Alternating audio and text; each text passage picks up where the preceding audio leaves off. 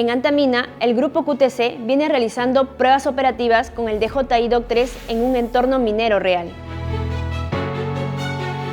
Estas pruebas demostraron una ventaja operativa clara para el sector minero: mayor continuidad en las operaciones, mejor trazabilidad de la información, menor exposición del personal en campo y una capacidad de respuesta más rápida y eficiente ante eventos críticos.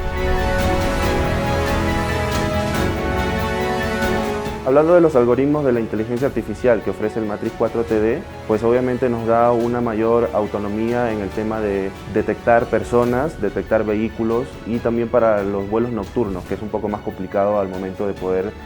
hacer seguimiento de personas, animales, de vehículos, porque la inteligencia artificial nos facilita el trabajo y nos ayuda mucho más a que la operación pues salga adelante y sea más proactiva.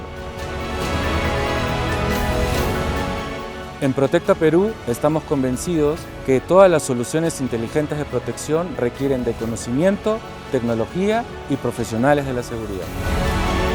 Los drones DOC representan el siguiente paso en la evolución de la seguridad